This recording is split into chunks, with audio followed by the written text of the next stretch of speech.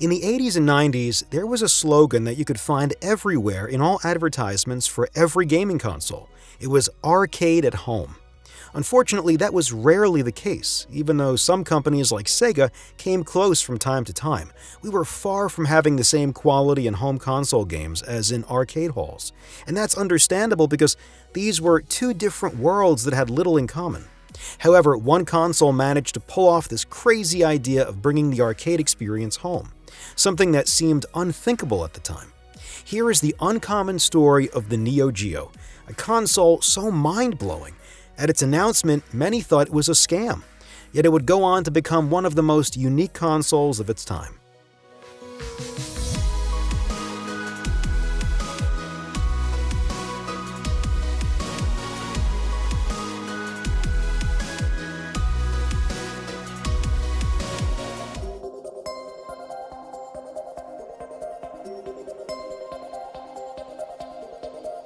In the mid-70s, Eiichi Kawasaki, a Japanese businessman, acquires a bankrupt electronics company without a clear idea of what he'll do with it. He renames it Shin Nihon Kikaku, loosely translating to New Japanese Project or New Japanese Company. In April 1978, Space Invaders is released in Japan, becoming an exceptional success. Within months, 100,000 arcade cabinets are sold, with queues forming at every arcade, some opening exclusively with Space Invaders machines. The game's popularity is so immense that there are even stories of a shortage of 100 yen coins nationwide, though this leans more toward myth than reality. Observing the substantial growth of the market, Kawasaki decides to add arcade game production and resale to the company's activities. Soon, they release their initial games, clones of popular titles. The first documented game is Maikon Kit, a breakout clone, attracting limited attention. However, the company begins to showcase creativity with Yosaku, a relatively obscure game apparently based on Japanese song lyrics. It involves cutting trees while avoiding falling branches, an original concept for its time. Ozma Wars, a derivative of Space Invaders, follows, introducing multiple levels with different patterns. Despite running on the same machines as Space Invaders, the arcade cabinets sometimes struggle, resulting in occasional slowdowns. Early on, there is a clear eagerness to push boundaries, even if it means going a bit overboard. Other games like Safari Rally bring in some money, providing the foundation for more significant projects. Soon after, Shin Nihon Kikaku shifts its focus exclusively to video games, abandoning other activities and designing the hardware for their arcade cabinets instead of just creating new games on existing machines. In 1981, they release a gaming pioneer, an arcade cabinet named Vanguard. Vanguard is one of the earliest scrolling shoot-'em-ups, allowing players to shoot in 4 different directions. It also integrates special chips for synthesized voices, quite impressive for its time. Bon voyage. Vanguard is considered a precursor to later genre-revolutionizing games like R-Type and Gradius.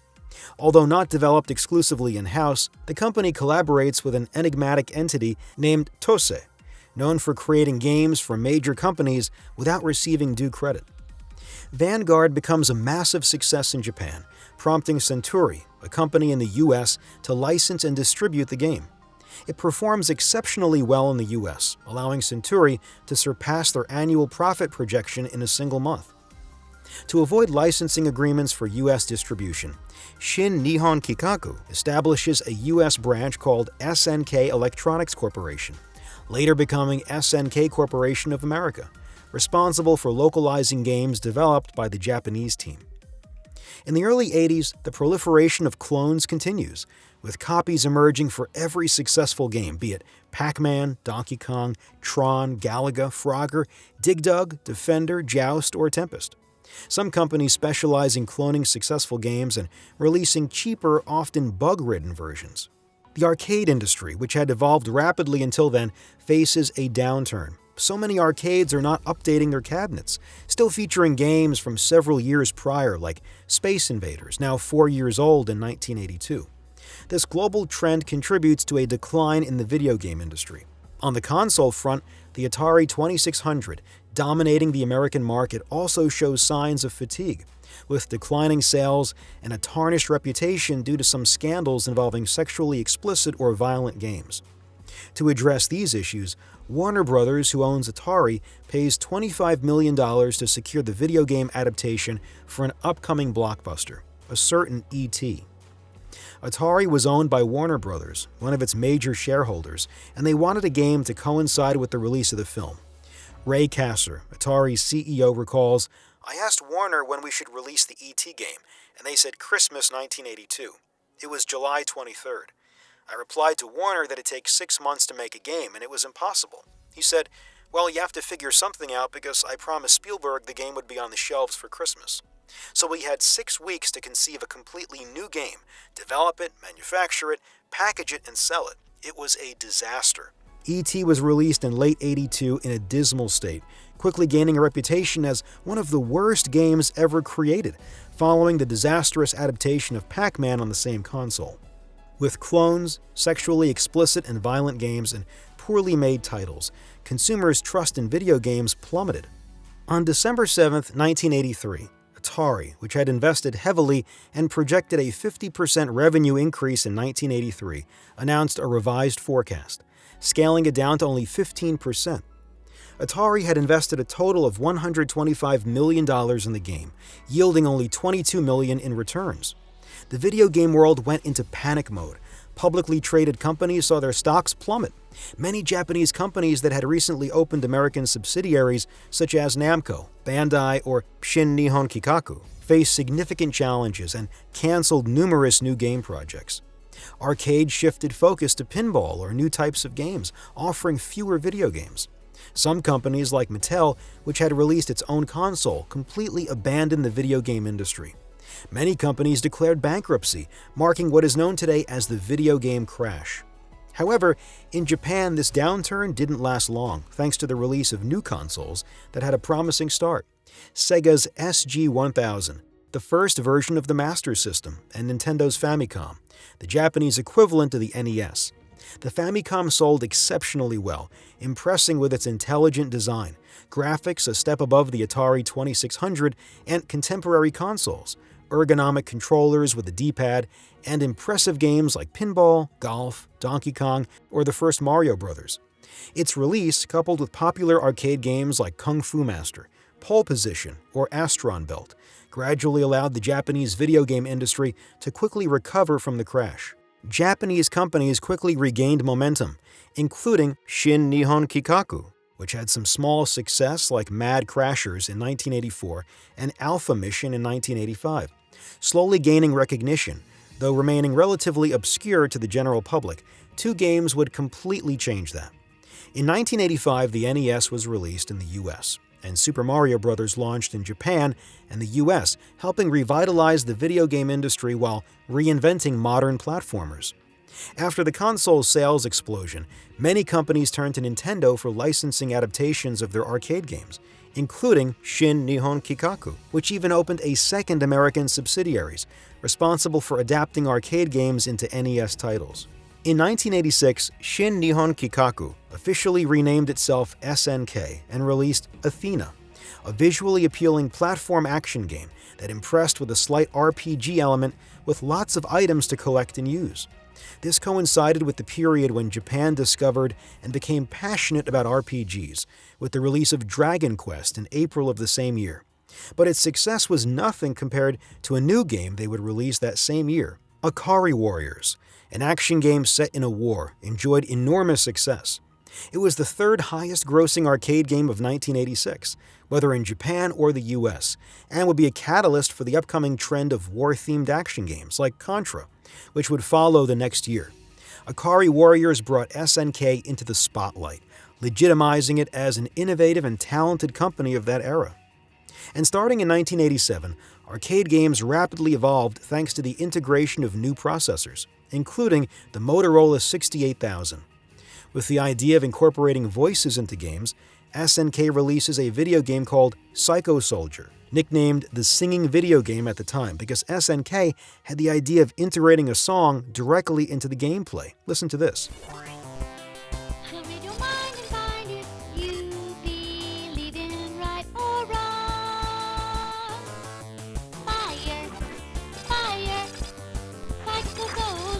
It stood out significantly as At the time, arcade games had aggressive sounds and effects, and having a song like that softened that aspect, making it unique. Meanwhile, arcade game adaptations for the NES are a massive hit, and these games are not only raking in a ton of money, but also cost very little to produce. The console is selling like hotcakes, prompting SNK to start developing games exclusively for the system, something unimaginable just a few years ago, and these SNK exclusive games also bring in a decent amount of cash. Then in late '87, NEC teams up with Hudson to release the PC Engine, a revolutionary console that is gaining a real foothold in Japan. Sega introduces the Mega Drive in Japan and swiftly brings it to the United States under the name Genesis, managing to hold its own. A wave of change sweeps through the console scene, transforming it into a much more lucrative market than the arcade halls. Naturally, all of this sparks ideas at SNK.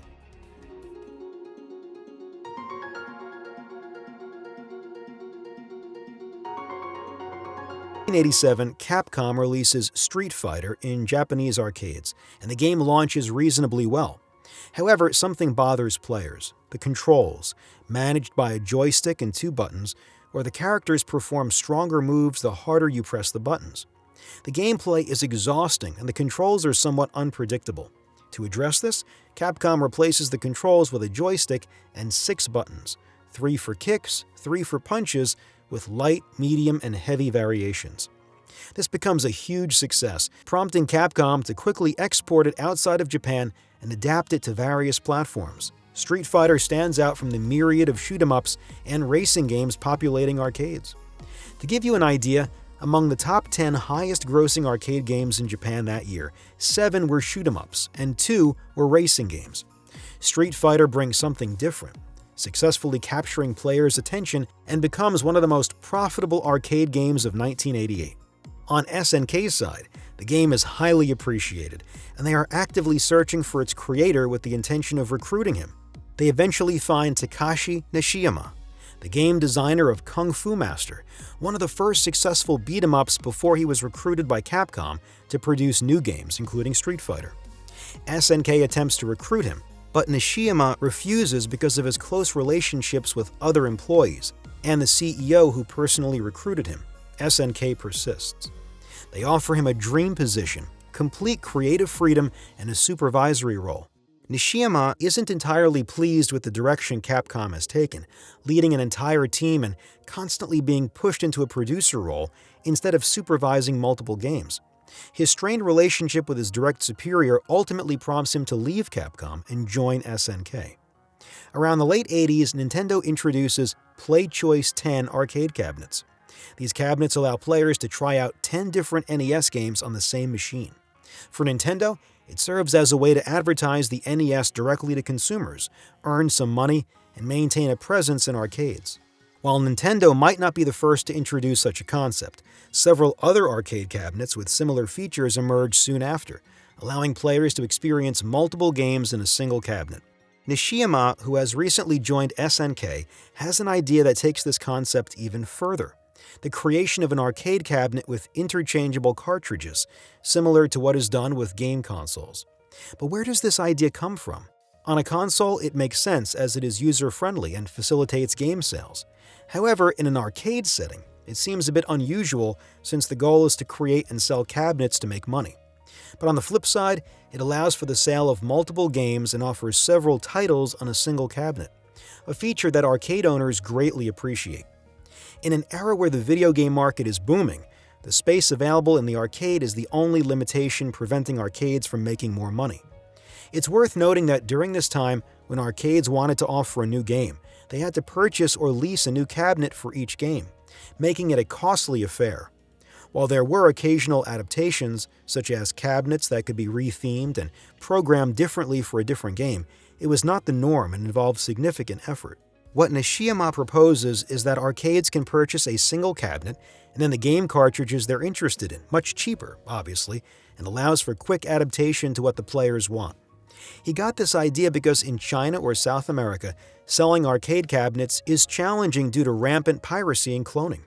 Consequently, arcades in these regions order very few cabinets.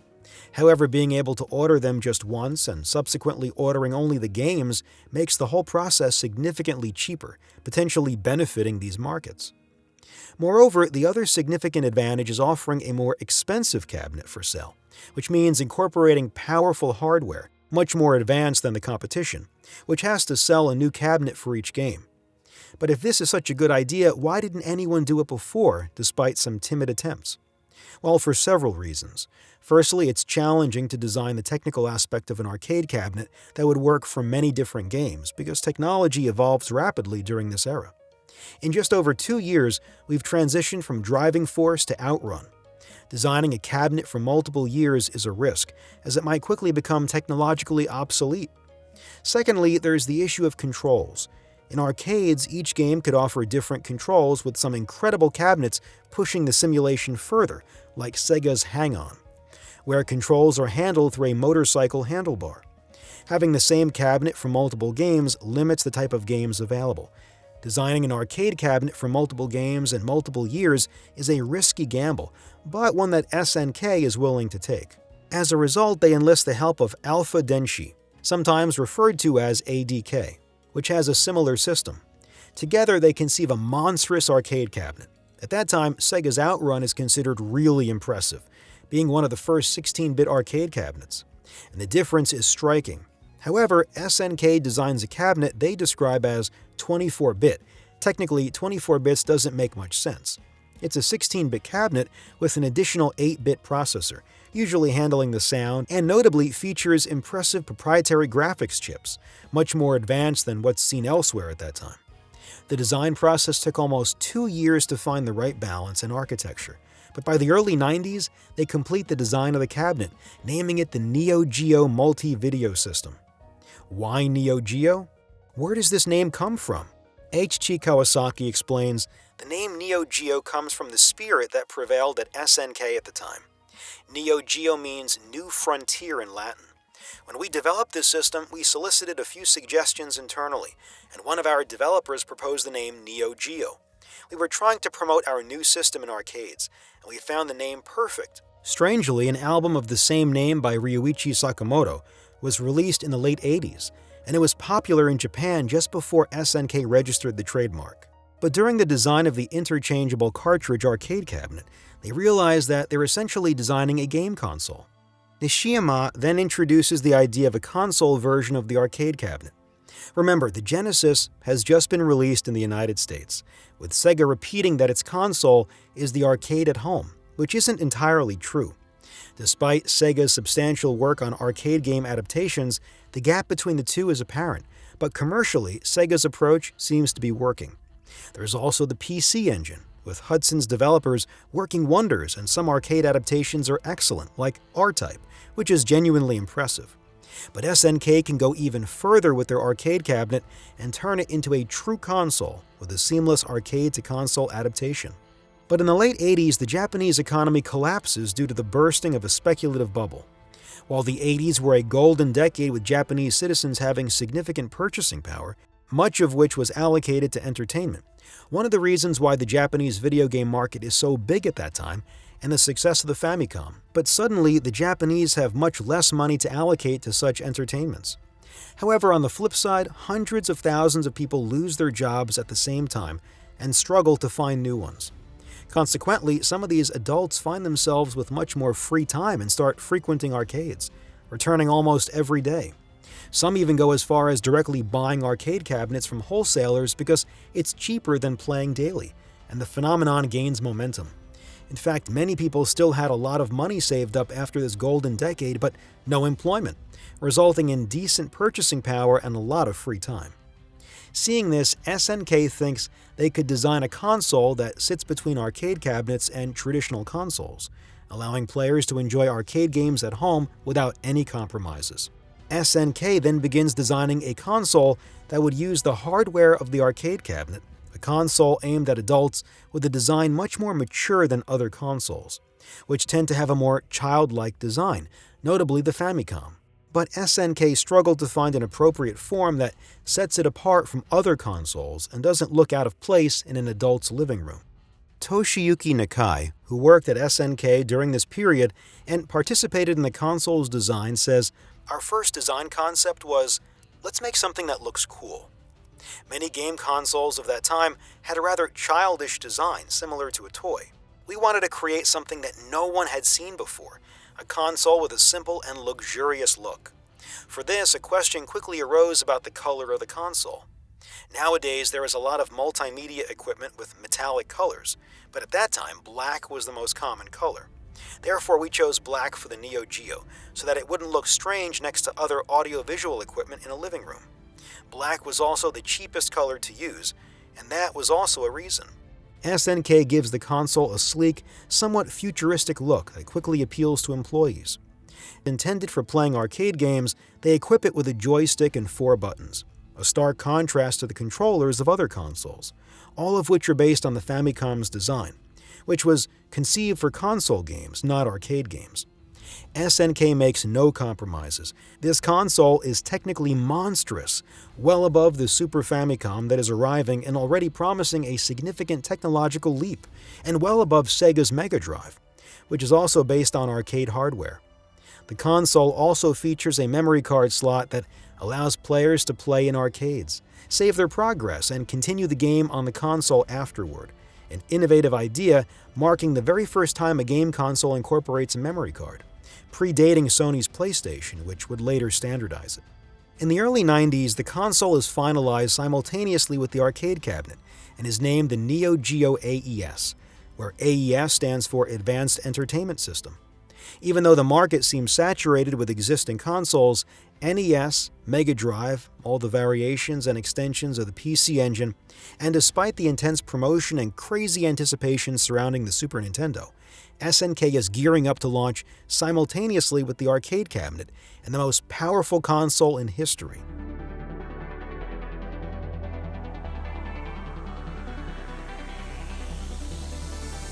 Throughout the console's development, SNK faced a significant challenge. They needed games to launch with the console to showcase its technical capabilities. SNK is a modest company, far from having the resources to manage both the design of such a unique console and the development of games simultaneously. This period became extremely challenging for the employees. Toshiyuki Nakai recounts, "The console's design and the development of launch games were a very challenging period. Trying to meet all of these very short release deadlines was really stressful. Since we were short on time, we split the team into 2, a development team and a testing team. We operated on 24-hour development cycles, with one team working during the day and another working throughout the night. We used the company's meeting room as a place to sleep, and if you didn't find a spot early enough, it became even more challenging. It was tough for the development teams, but also for the marketing and promotion teams, who were understaffed. It was challenging for everyone. In January, we had to organize events and presentations. Then in April, there were game releases that couldn't be delayed. It was a hellish schedule. And of course, we didn't have holidays for the New Year. I vividly remember eating my New Year's meal in a bento box at work." After an intense period for the entire company, 5 games were developed in parallel with the Neo Geo and would constitute its lineup. Top Players Golf, a comprehensive golf game surpassing others in the market. Baseball Stars Professional, a stunning baseball game. Mahjong Kyoretsuden, a mahjong game, considering that mahjong games held significant importance in Japan, especially for attracting a slightly older audience. Nam 1975, a third-person shooter graphically impressive. And Magician Lord, a platformer regarded as the best launch title. What quickly becomes apparent from this lineup is how diverse it is in terms of game types, offering 5 entirely different games. And more importantly, these games are clearly aimed at a more mature audience, emphasizing sports, mahjong, a shooter, and even the platform game with a much darker universe than those seen on other consoles. The Neo Geo was presented at the end of January in Japan, and then in February 1990 at the Japanese Amusement Expo, a massive trade show where arcade innovations are showcased. SNK presented both the Neo Geo MVS arcade cabinet and the Neo Geo AES console. It quickly caught the attention of industry professionals who were completely won over by the idea of an arcade cabinet with interchangeable cartridges and multiple games included. SNK emphasized that a new game would cost half as much as a new arcade cabinet. However, the console itself was not widely discussed because SNK positioned it as a rental console for bars, hotels, and restaurants, not as something sold to the general public. Some journalists were skeptical, thinking it was a bluff by SNK, believing that a console could never be compatible with arcade games. In March 1990, the Neo Geo makes its debut outside Japan at the American Coin Machine Exposition, showcasing several impressive games. Once again, it leaves a significant impact. Arcade owners, recognizing a fantastic opportunity, decide to place orders. The console and games also garner attention for their advanced features compared to the competition. SNK follows a similar strategy for the console, announcing it for professional rental. While some express interest in the technical prowess, there are skeptics who wonder if it might be a bluff from SNK. SNK heavily invests in Neo Geo's promotion, introducing a masked mascot named G-Mantle. This character, resembling popular figures like the Iron Mask from the Japanese series The Three Musketeers anime, or the character Mantero from a popular Japanese series at that time, G-Mantle adds a mysterious aura to the Neo Geo brand. He appears on flyers and during events, contributing to the brand's enigmatic image. The arcade cabinet hits Japan in April 1990 and quickly becomes a massive success, establishing itself as the most profitable and popular arcade machine. Players appreciate the option to choose from multiple high-quality games, and SNK's investment pays off immediately, propelling the company to the forefront of the Japanese arcade market. The Neo Geo MVS sees similar success in the United States upon its August 1990 release. It becomes ubiquitous, generating substantial revenue for SNK. From this point forward, we are going to focus on the console, which experiences a more eventful life cycle. When referencing the Neo Geo, it will specifically denote the console. In Japan, the console is initially released in hotels, bars, and restaurants, attracting significant demand. There are even Japanese gamers that visit these establishments just to play the console, since it's cheaper than playing in arcades. Subsequently, SNK introduces a rental program for individuals through arcades and specialized stores. Many Japanese players rent the console, captivated by its technological superiority, high-quality games, and the opportunity to experience arcade-level gaming at home. SNK decides to release the console to the general public in early July 1991 in Japan, albeit at a steep price of 60,000 yen, 3 times more expensive than the Mega Drive. Despite the high cost, initial sales are good, meeting the anticipated demand. American magazines quickly pick up on the buzz, presenting this formidable console as light years ahead of the competition, describing it as mind-boggling, with the ability to display 380 sprites on screen simultaneously, 5 times more than the Mega Drive or PC Engine, and twice the color display capacity of Nintendo's anticipated Super Nintendo. The hope is that the console will eventually make its way to the United States. In June 1990 at the CES, the Neo Geo was presented only to professionals away from public view in a rather discreet manner. The fortunate few journalists who had the chance to try it out came away astonished. The machine's performance is incredible.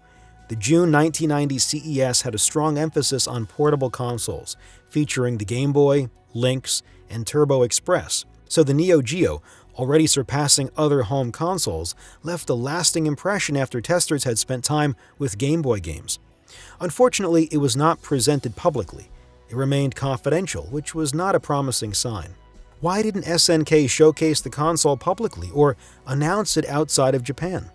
The American subsidiary of SNK wasn't convinced by the console, thinking it's too expensive. In Japan, thanks to the economic context and the thriving reputation of arcades, the Neo Geo made sense and found its place. However, in the United States, the situation was entirely different.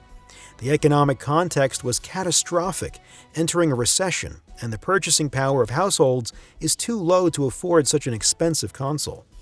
Historically, outside Japan, consoles targeted a younger audience, and a demographic that couldn't afford such an expensive console. However, SNK Japan firmly believed in its success. encouraged by its modest success in Japan, and pressured the American branch to release the console, at least to give it a try. This back and forth lasted for weeks. SNK announced the console in the United States, then retracted the announcement. The announced release date passed without the console hitting the shelves, but SNK America noticed that the console was being directly imported from Japan by some stores, with a few units selling here and there. Ultimately, SNK America gave in and announced the console for the end of 1990 in the United States. They took a cautious approach, producing only a tiny number of consoles and games, selling them slowly, which significantly limited the investment and economic risks. It arrived in the United States at the end of 1990 in a package containing 2 controllers and a game of choice at the staggering price of $600. In 1990, $600 is equivalent to $1,400 today. It's an astronomical price. The games also cost $200 of the time, equivalent to $450 today each. SNK fully embraced this. The console was a luxury item not designed for the mass market, but for a niche of players who wanted quality, regardless of the price. The reason the games were so expensive was because they were massive cartridges with huge memory for that time. Several dozens of megabits for launch games. That's more than most Mega Drive games from the same era, resulting in more expensive but richer games. Its American release stunned players worldwide, garnering attention in many countries. Gamers drooled over this console and its games, which were more advanced than the competition. The Neo Geo became a dream for millions of players, most of whom were still using 8-bit consoles like the NES. For many, the shock was intense. It seemed to come from another world. In the United States, a rental system was put in place, allowing many players to try out this monster. Similar to the PC Engine, in Europe some independent resellers started importing it, like in France, where the Neo Geo became available through Guillemot International, a company owned by the founders and leaders of Ubisoft, the Guillemot brothers. They brought the console to France by the end of 1990, where it quickly gained a great reputation as the ultimate but also an unattainable console, with prices even higher due to importing. A rental system was also established here, but retailers simply refused it. Renting a console was not common in France. They opted to sell it, significantly limiting the number of people who could try the console. Unlike the PC Engine, which seemed to appeal to a larger audience, the Neo Geo was distributed all over Europe, albeit in limited quantities, highlighting its recognition and renown.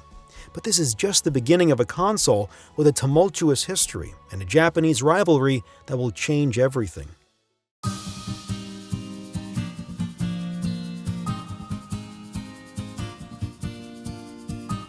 The year 1991 began with a promotional campaign for the Neo Geo in the United States, featuring a wildly popular advertisement that showcased a comparison of the Neo Geo against other consoles, showing that the Neo Geo was a gaming powerhouse compared to its competitors. Soon after, the Neo Geo underwent a price drop from $600 to $400. This reduction was attributed to a new bundle offering the console with a single controller and no game, making it somewhat more accessible, although still expensive. However, the main concern remained the high cost of games, which did not see a corresponding decrease in price. In Europe, the price also saw a decline, but this did not significantly impact sales. Simultaneously, the Neo Geo doubled its available game library, presenting 6 new titles at the January 1991 CES. These included a Tetris-like puzzle game, a much-needed shoot-'em-up, a bowling simulation, a Mario-style platformer, and an impressive first-person perspective beat-'em-up. The Neo Geo garnered widespread attention in early 1991, being prominently featured in various discussions. However, its visibility was short-lived. The release of the Super Nintendo in Japan created a frenzy, and when it reached the United States, it performed exceptionally well. Despite initial skepticism, especially after the success of Super Mario Bros. 3, the Super Nintendo gained popularity, with Super Mario World selling at a phenomenal rate. The Super Nintendo showcased a significant leap from the NES, particularly with its Mode 7 capabilities, evident in games like Pilot Wings and F-Zero, which offered pseudo-3D gaming previously unseen on consoles, and that were absent on the more expensive Neo Geo. Mid-1991 witnessed the explosion of another phenomenon, Sonic the Hedgehog. After a triumphant presentation at the June 1991 CES, Sonic was released on the Sega Mega Drive, achieving a global launch in less than a month. Thanks to aggressive promotional campaigns and an impressive game, Sonic quickly became Sega's mascot, legitimizing Sega as a competitor to Nintendo and its Mario. Sonic the Hedgehog ended up being the best-selling game of 1991, significantly boosting Mega Drive sales. The Nintendo vs. Sega rivalry took center stage, overshadowing all other consoles, and the Neo Geo faded from the spotlight. Magazines briefly mentioned it, but everyone quickly forgot about it as Nintendo and Sega engaged in fierce competition, releasing big games every month with new promotional campaigns. In Japan, the situation was different, as the Mega Drive struggled in sales and Sonic was not as popular. The Super Famicom dominated, but the Neo Geo found its niche and was praised by older players who spent more time in arcades, especially since the Neo Geo MVS arcade cabinet was a great success, featuring regularly updated games. But why did the Neo Geo have so few games compared to its arcade counterpart? Because SNK clearly favored the arcade and did not want to directly compete with arcades using its console. Consequently, games took several months to make their way from arcades to the console. Initially, SNK had announced a 6-month gap between arcade and console releases, and although it ended up being a bit faster, it was still a slow process. Popular games like Robo Army, 8-Man, or Cross Swords launched on the console several months after their arcade debut. The intended audience, who frequented arcades, likely had already played these games and was hesitant to spend $400 on a game they had experienced before. Additionally, arcade technology evolved rapidly, rendering a game obsolete by the time it took 5 months to reach the console compared to the popular games in arcades. Another significant issue with Neo Geo games, despite their exorbitant prices, is that they can be completed very quickly. This is because most games on the console have unlimited continues. For players unfamiliar with the era, many games back then had a limited number of lives, and once lost, players could sometimes use continues to resume their game. In arcades, continuing often required additional payment, but on consoles, continues were bonus features to be earned. However, since Neo Geo console games were direct adaptations of arcade games, they retained unlimited continues without the need for additional payment. Consequently, these games could be completed extremely quickly, with some finishing in less than an hour, a bitter pill to swallow after shelling out such a high price. The console struggled in the face of fierce competition, with Sega misleading everyone about the exceptional technology of its Mega Drive through a supposed but meaningless blast processing, and Nintendo offering games that the Neo Geo couldn't replicate with its famed Mode 7. The Neo Geo found itself in difficulty, and rumors even circulated that SNK might halt production. A period of uncertainty persisted for several weeks, leaving the console's fate unknown. By directly comparing itself to other consoles in its promotional campaigns, the Neo Geo inadvertently placed itself in competition with them, contrary to its initial intent as something different. Nobuyuki Kuroki, a game designer at SNK, explained, "When we released the Neo Geo, it wasn't to compete directly with Sega and Nintendo. We had this idea with interchangeable arcade cabinets, and we wanted to bring that experience home. We were in the same market as other competitors, but we had 2 ways to make profits, through arcade cabinets on one side and the console on the other. It wasn't about directly beating others, but rather seeing if there was a space for us in this market." But the year 1991 also marks the triumphant entry of a game genre that had been rather discreet until then: fighting games. While Street Fighter I had introduced the genre to a few enthusiasts, and Final Fight had tested the waters, the release of Street Fighter II in arcades worldwide heralds one of the greatest gaming trends. Street Fighter II quickly becomes the most popular arcade game of the year by a wide margin. 2 factors contribute to Street Fighter II becoming the monumental success it is. Firstly, graphically, the game is stunning, highly detailed, and notably, the animations are excellent. In arcades, where your arcade cabinet and game are amidst dozens of others, standing out is crucial, and Street Fighter II accomplishes this remarkably well. The second factor is the combo system it introduces, rewarding dedicated players. Visually impressive, the combo system not only captivates players, but also motivates them to invest time and money into the game. Capcom knew they had something monumental on their hands, presenting the game to arcade managers as their best game of all time. Remember, Takashi Nishiyama, the designer of the original Street Fighter that served as the foundation for Street Fighter II, now works at SNK. Concurrently, he designs a new fighting game addressing the two issues he regretted from the first Street Fighter: a more developed character and story, and a better emphasis on special moves.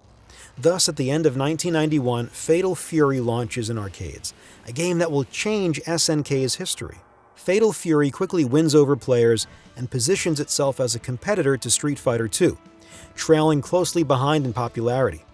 Crucially, Fatal Fury impresses with beautiful graphics and meticulously crafted animations, at least on par with what Street Fighter II offers. Despite being different games, with Street Fighter II emphasizing combos and linking different moves, while Fatal Fury focuses more on characters, their stories, and the timing of special moves, the two are constantly compared. Capcom and SNK are seen as rival companies. While Capcom milks Street Fighter II with an astonishing number of releases: Street Fighter II The World Warrior, Champion Edition, Hyper Fighting, Turbo, the new Challengers, the Tournament Battle, etc., SNK follows up with true sequels like Fatal Fury 2 or Special, along with new games like Samurai Showdown or Art of Fighting, exploring new aspects of fighting games, all of which end up in the top 10 most profitable arcade games in Japan. SNK quickly grasps the opportunity to bring its games to the Neo-Geo. While previously players had to wait several months to enjoy these games on the console, from late 1991, the games came much faster within a month. This renewed interest revitalizes the console. Fatal Fury becomes so popular that it becomes SNK's most recognized game, and Terry Bogard, its main character, is elevated to the status of the company's mascot. All these fighting games created by SNK in such a short time, all successful, establish SNK as a company renowned for its excellent fighting games that continually innovate. Simultaneously, to reduce game prices, SNK decides to replace components in the console with cheaper alternatives, further reducing the Neo Geo's price, placing it around $300 for the cheapest bundle. Moreover, Sega releases its Mega CD around the same time, which costs a whopping $300. Despite Sega's extensive marketing campaigns, it struggles to take off, with journalists pointing out that the console plus the Mega CD costs more than a Neo Geo, which has cartridges that can contain almost as much data as CDs while being more powerful. Seeing this opportunity, SNK launches new advertising campaigns for its console, which literally comes back from the dead after disappearing for several months. It is once again mentioned everywhere in the press, and SNK opens the console to more licenses, resulting in a more diverse game library with an average of 2 new games per month, compared to only 6 in its first 4 months. SNK's brilliance doesn't shine only in fighting games.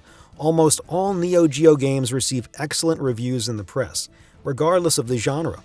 The Neo Geo boasts a library of very high-quality games, recognized as such. This is truly the golden age of SNK and its Neo Geo, featuring excellent sports simulations, fantastic shoot-'em-ups, and outstanding fighting games.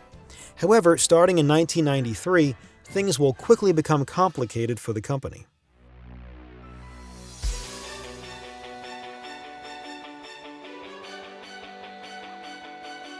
The year 1993 proves to be a bit delicate for SNK. Unlike the previous year, almost all of the company's games are fighting games, and very few games will ultimately see the light of day. Less than 10 for the entire year, including arcade releases. This is a meager output compared to previous years, and due to the cheaper components used in the console to reduce its price, technical problems emerge, leading consumers to complain and even express outrage. After paying a fortune for the console and games, they find themselves dealing with technical issues. But what truly shakes up SNK in 1993 are persistent and widespread rumors of a CD version of the console. Although rumors of a CD add-on for the Neo Geo have been circulating since 1991, their origin remains unclear. However, it seems logical since the major issue with the Neo Geo is the high price of game cartridges, still around $150 of that time on average. With CDs, game prices would be much lower, as CD production costs are significantly less than cartridges. SNK's games are also being ported to other consoles like the Super NES, Mega Drive, and even the PC Engine, which will get a special card just to run the latest SNK games, including Fatal Fury. Rumors circulate that Hudson, to secure the rights, would develop a CD drive for the Neo-Geo, similar to what was done for the PC Engine. This is semi-confirmed by some company executives in Famitsu. SNK is indeed working on a CD drive for its console. However, SNK quickly puts this project on hold because Sega's Mega CD isn't selling well. The Super Nintendo still lacks its CD drive manufactured by Sony and later Philips, and especially because the 3DO is introduced, utilizing CD support. SNK is cautious because investing in a CD drive is costly. The 3DO, despite its CD support, is a massive failure due to its astronomical price of $700 at that time, equivalent to $1,500 today. A CD drive was an extremely expensive technology during this era, making it challenging to sell a console at such a high price, overlapping with the Neo Geo's market for more affluent consumers. Despite that, in January, Eiichi Kawasaki, SNK's CEO, officially announces a CD drive for arcade cabinets and the Neo Geo console. He states that game prices will be cut in half, with an expected release date in June 1994 for arcades and a bit later for the console. This announcement immediately grabs attention. In February 1994, new rumors surface, suggesting an entirely new console, a Neo Geo 32-bit console directly competing with Sega and Sony, both of which had announced their 32-bit consoles for the end of the year in Japan. The console is named NeoStar and is rumored to focus on 3D gaming, aligning with the growing interest in this new dimension. The original Neo Geo, which was groundbreaking at its release, isn't as impressive 4 years later, both the console and the arcade cabinet. It becomes challenging to justify its price and the cost of its games compared to competitors. At the Tokyo Toy Show, where everyone expected to see SNK's monstrous new console, the NeoStar, with all the innovations it was supposed to bring, SNK surprises everyone by presenting a new console. The Neo Geo CD is finally here. After years of rumors, nobody believed it, but there it is for everyone to see. However, excitement quickly fades as people realize that it's not an entirely new console, but just a new version of the Neo Geo that uses a CD drive. This has nothing to do with the hypothetical NeoStar.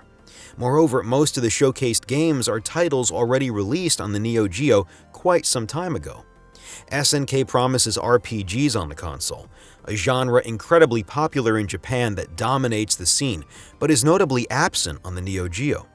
This new version clearly targets a broader audience than the original, with lower prices, a smaller controller more suitable for home games with a smaller joystick. SNK promises a more diverse range of game genres beyond just fighting games, with a list of 25 games planned for the console's launch and significant promotional efforts. And at the same time, SNK releases 2 new games that put the company back in the spotlight. The first one is Windjammers, a game similar to air hockey where 2 players violently throw frisbee, trying to pass it behind each other and score points.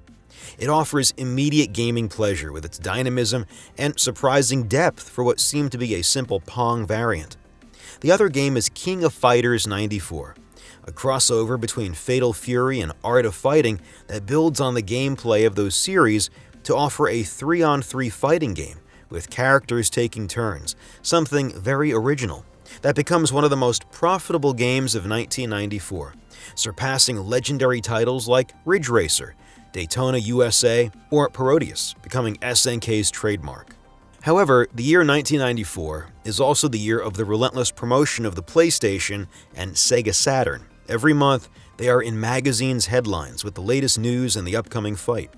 Sony's entry into the gaming world generates great curiosity and enthusiasm, making it challenging for others to stand out. Even the 3DO and the Jaguar are completely overshadowed. Additionally, Nintendo sees the release of phenomenal games on its console in '94, including the impressive Donkey Kong Country, Final Fantasy VI, Super Metroid, Killer Instinct, Super Mario All-Stars, Dragon Ball Z, Fire Emblem, Mega Man X. These three giants are omnipresent in '94, and remember, the Neo Geo was released at a time when the NES was at the end of its life but still dominated the market, making it much easier to gain media attention. Now, as their console targets a much broader audience, they need to make themselves known to the general public. They are fully aware of this, so to promote the release of the Neo Geo CD, SNK will do something quite original. They will organize a tour, the Neo Geo CD Live Tour, in the 6 largest Japanese cities, showcasing the console, letting people try it weeks before its release, and even organizing tournaments on site featuring the popular fighting games from the company. This tour is a success, generating buzz and introducing the console properly to the Japanese audience. It concludes in Tokyo in September '94, and by the end, the console is available. The Neo Geo CD arrives in Japan in limited quantities with the front-loading model, where you insert games directly into the console, and its launch is a success. All 30,000 units produced are sold on the day of release, which is understandable after years of anticipation for this console and its games that were too expensive. Moreover, it comes out a few weeks before the Saturn and the PlayStation. After these 30,000 units, SNK replaces the front-loading design with a top-loading one, where you insert the game on the top of the console, similar to the PlayStation, because it's cheaper to produce. Shortly after its Japanese release, it is available in some European countries through certain reselling companies. In France, it's still Guillemot International, which quickly offers this new, cheaper version with much more affordable games. In the UK, it's the same. It becomes available quickly through a company called New Generation, created for this purpose, and its release is also met with some success. But soon, players will realize a massive issue with the console. The loading times are atrociously long, 30 seconds of waiting at the start of each game, with additional loading times that sometimes stretch up to 1 minute. It's way too much for playing a game, especially when many were already complaining about PlayStation games and their loading times. For the Neo Geo CD, where it's more than double the time for a more expensive console. So why does the Neo Geo CD have such long loading times, even longer than those of the Saturn and the PlayStation? Well, to make it compatible with previous games developed for the cartridge format, SNK had to add a considerable amount of RAM, 7 megabytes, whereas the PlayStation and the Saturn only have 2 megabytes. However, RAM was quite expensive at that time, quickly driving up the cost of the console. To keep the cost from soaring, SNK decided to use a single-speed CD drive, unlike other consoles that had double-speed CD drives, which are twice as fast at loading data. Journalists were already discussing this during the initial presentation at the Tokyo Toy Show, but SNK reassured them, stating that loading times would be shorter in the final version of the console, which turned out to be false. At the same time, SNK decided to censor the blood in its games, driving many people crazy. We're in the post-Mortal Kombat period, and all the controversy it caused in the United States, leading to the creation of the ESRB. SNK took precautions to remove blood from its games, but the console was targeting adults who were very disappointed with this choice, and made it known. SNK was forced to reintroduce blood, accessible via a blood code, a special code in the games to let players choose. But at the same time, the Sony's PlayStation and the Sega Saturn are finally released in Japan, and the duel begins, a duel that will be echoed worldwide, completely sidelining other consoles, including the Neo Geo CD, barely mentioned here and there. They start their massive worldwide promotional campaign, along with Nintendo's Ultra 64, which will become the Nintendo 64.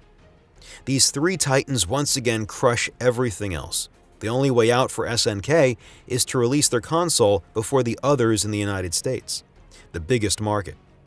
But given the Japanese players' reaction, who are considered more tolerant, to extremely long loading times and the console's price, SNK first needs to find a solution.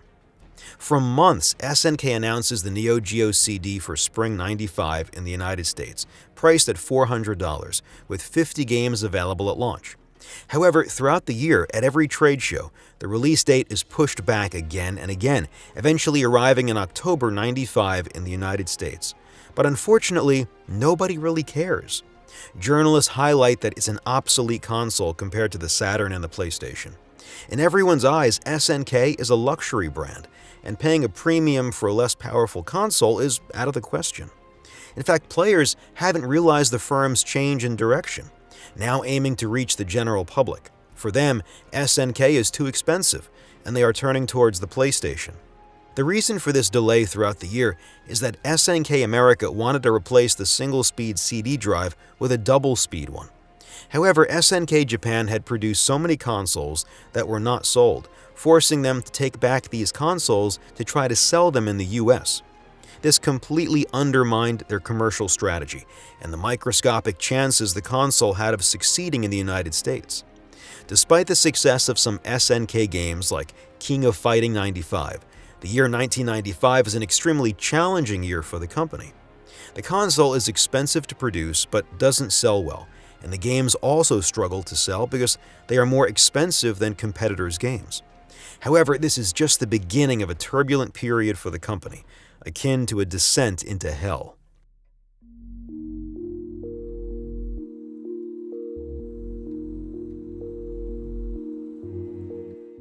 In 1996, SNK Japan, aware of the loading time issue, released a new version of the Neo-Geo CD, the Neo-Geo CD-Z. However, unlike the American version where SNK America changed the CD drive to a double-speed one, here it remained single-speed.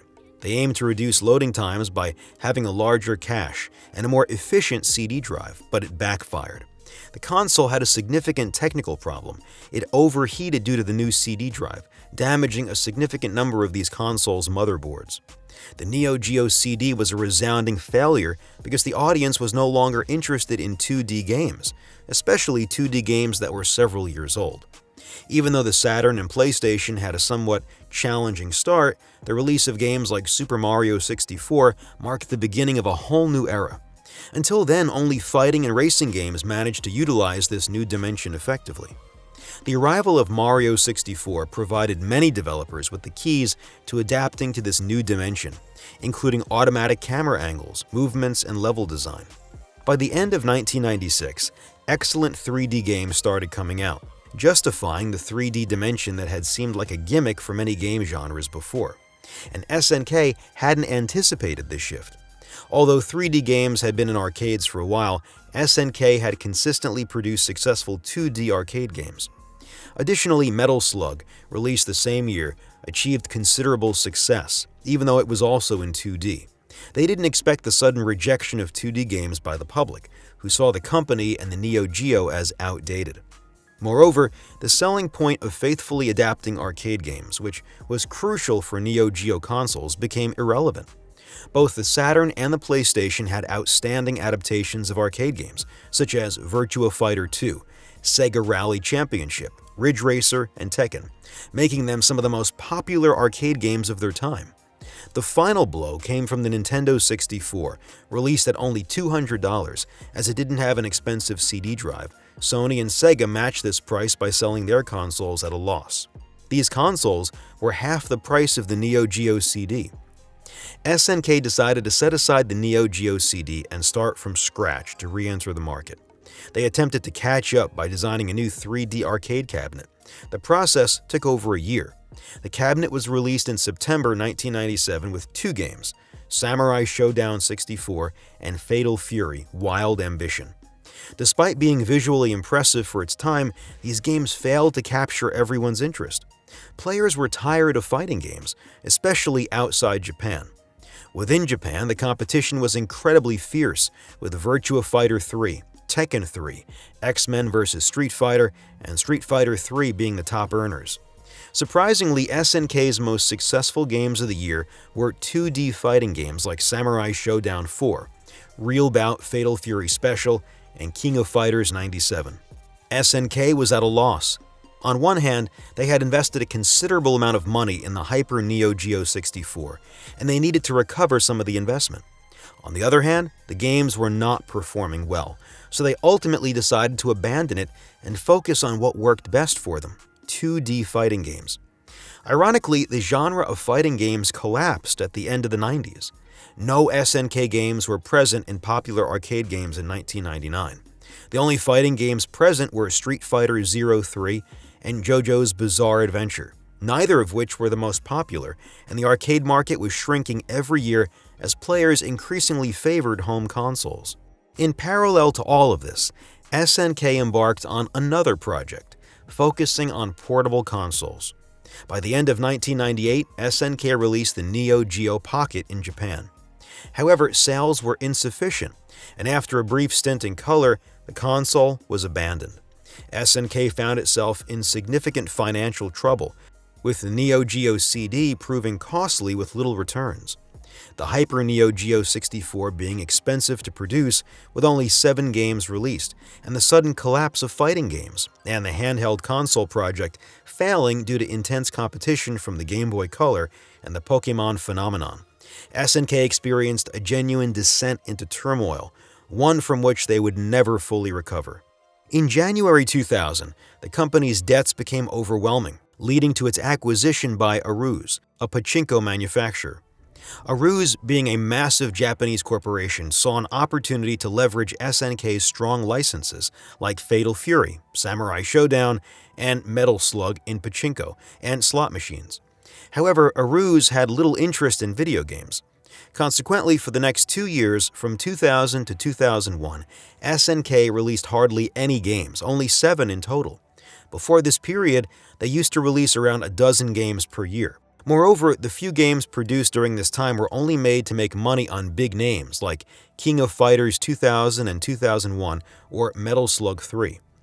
Amid this complicated situation and Aruze's indifferent management of the video game division, SNK's most talented employees were recruited by other companies such as Capcom, Arc System, Konami, Namco, or even formed their own company, Dimps.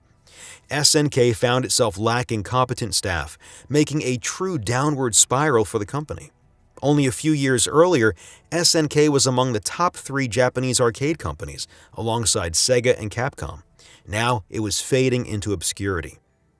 In 2000, Capcom proposed a collaboration to SNK for a new game, Capcom vs. SNK, which turned out to be a huge success. However, Capcom reaped all the benefits since they developed and published the game. Aruze decided to close SNK America's subsidiary and sold the Neo Geo MVS rights to Apple, further sinking the company as it lost its revenue from the United States. This proved to be the breaking point for Eiichi Kawasaki, the founder of SNK, who decided to leave the group and establish a new company called Brezasoft. Taking SNK's executives who hadn't left yet with him, Kawasaki managed to continue developing some games for the Neo Geo, such as King of Fighters 2001. In August 2001, he founded a new company, Playmore, with Brezasoft now as a subsidiary. Simultaneously, Aruze declared SNK bankrupt, and the company's licenses were put up for auction. Brezasoft acquired the King of Fighters license, and Mega Enterprise obtained the Metal Slug license. Through these auctions, Playmore managed to reclaim SNK's intellectual properties and attempted to bring back some former SNK employees, with a few returning to the fold. However, Aruze continued to use SNK's name and characters for its pachinko machines. Kawasaki filed a copyright infringement lawsuit, eventually recovering a considerable amount of money. With this money, Playmore underwent redevelopment, opening offices in other countries, re-entering the arcade business, and developing new games. In 2003, they even rebranded themselves as SNK Playmore, marking a true resurgence after a descent into oblivion. Over the years, SNK Playmore focused on game development, abandoning hardware and reverting to the name SNK. The subsequent events took a bizarre turn as the studio was partially acquired by a Chinese mobile gaming fund, sidelining Kawasaki and using SNK's characters in the firm's mobile games. Later on, it was even acquired by the Prince of Saudi Arabia through one of his organizations. Attempting a timid comeback to the console market, SNK released the Neo Geo X, a portable console allowing gameplay of all Neo Geo versions released in 2012. However, it was quickly hacked, leading SNK to halt production only a year after its release. A conflict with Tomo, the company manufacturing the console, ensued, with Tomo ignoring SNK's demands and continuing to produce the console until 2016. In 2018, SNK released a Neo Geo Mini in the form of a miniature arcade cabinet that could be connected to a television, complete with plug-in controllers and containing 40 games from the Neo Geo system. It served as a nostalgic reminder for players from that era, recalling the golden age of SNK. The Neo Geo stands as a unique console in the history of video games, achieving what no one had before: pixel-perfect arcade game adaptations. After revolutionizing arcades with interchangeable cassette-based cabinets containing multiple games, it allowed those with deep pockets to experience incredibly advanced games incomparable to what was available on other consoles at the time. In an era where everyone talked about bringing the arcade home in every advertisement, SNK took that promise seriously and executed it intelligently, avoiding overly ambitious goals and creating a niche they knew how to exploit. While its luxury-oriented market made it less accessible and consequently less popular than the Genesis or Super Nintendo, that's precisely what made it special. The Neo Geo captivated millions worldwide, and even though it only sold just over 1 million units, it was a console from another world. Importantly, it hosted incredible games developed by its team. What was astonishing when going through all these magazines and this history is that nearly every Neo Geo game received remarkable ratings. I hardly saw any game scoring below 90 out of 100, a stark contrast to other consoles. Nevertheless, after an exceptional period, the fascination surrounding this console waned with the advent of 3D. Still, thanks to its high-quality games, especially its fighting games, it managed to create an extremely loyal player base. Even today, people continue to play King of Fighters, Fatal Fury, and Samurai Showdown, games that still feature in competitive gaming, underscoring their lasting impact. Additionally, the console was the first to use memory cards, allowing players to continue games started in arcades, something that seemed incredible at the time. The Neo Geo is one of those consoles where, looking back and delving into its history, you discover a fabulous console, and you are surprised at how much it left its mark, even on such a limited audience. A stark contrast to Atari's Jaguar or the 3DO, for example. It stands as a fabulous console, widely recognized as such. Thank you so much for watching until the end. I sincerely hope you enjoyed this video. As is often the case with less mainstream consoles, I had a tough time finding all the information I needed, but I'm so proud of the result that I don't mind it taking a bit longer. Feel free to share the video, subscribe, and like. It's crucial and greatly supports the channel. See you around.